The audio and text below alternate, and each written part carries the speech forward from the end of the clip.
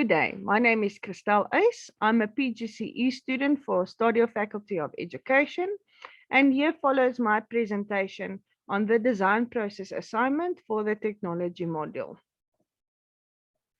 Hey, let's start with the scenario.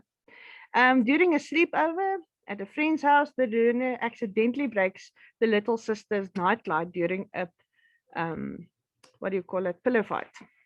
And he feels very bad as the little sister can't sleep without the nightlight because she's scared of the dark. So he decides to make her a nightlight rather than buying a new one. Now, this learner is environmentally conscious and he prefers to reduce, reuse, and recycle rather than purchasing pre-existing products. So now, leading up to the capability task, we're going to now look at resource tasks. Now, these tasks are enabling activities which precede the capability task and which are designed to help learners grow in their knowledge, abilities, and to a point where they are ready to be evaluated officially. Okay, now my two resource tasks that I designed. The first one is a knowledge-based resource task. The plastic used around the home. The learner has to describe how purchasing plastic things saves money. They have to say how do plastic items aid building companies, and then investigate and identify at their home various thermoplastic and thermosetting plastics and make a list of their results. Now, this resource task focuses on the knowledge factor, which enables a learner to do research and understand the different aspects and so forth of plastics. So when it comes to the capability task, they are quite informed about plastics. Now, task 2, the learners have to practice tracing, cutting, and poking holes in plastic. Now, this one is a skill-based resource task, and it helps the learners prepare when it comes to making their capability task. So they practice while doing this resource task, so that when it comes to building the final product, they are aware of precisely what to do. Now, the capability task, we encourage learners to use the design process. So when it comes to the capability task, it's over a long period of time, and then the learners have to finish this in stages. Now, the first stage is the problem identification and the investigation stage. In the scenario, the need and the want was identified for making a plastic item of your own design.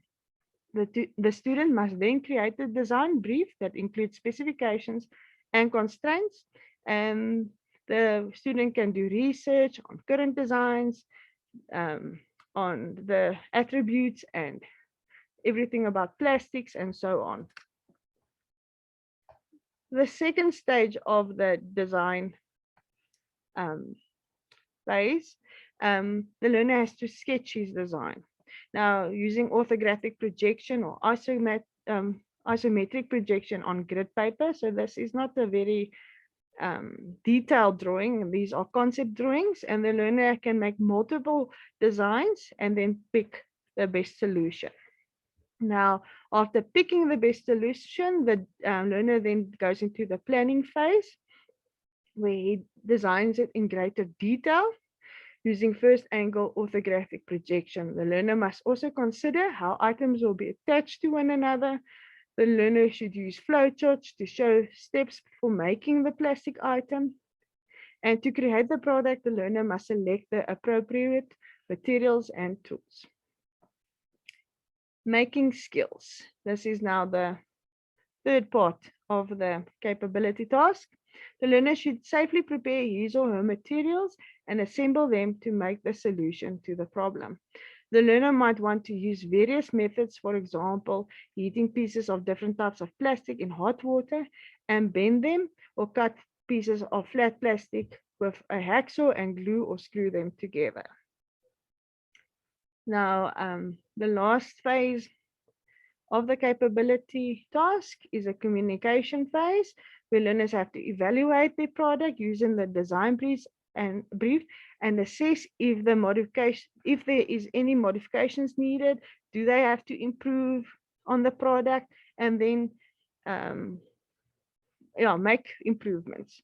Then the communication is the presentation part of the task. Learners must compile a record that includes properties and use of various plastics, plastic recycling strategies, the case studies, sketches, and plans for this plastic item, and then the plastic item itself. Okay, now why did I choose this scenario? As a capability task is intended for grade 9 students who had to use the topic of recycling and reusing of plastics, I thought making a nightlight would be more practical and relevant to their age and abilities. Students can use a variety of plastic items in a diverse number of ways. It also covers an electrical aspects, which is one of the topics also covered in the 4th term of grade 9 technology.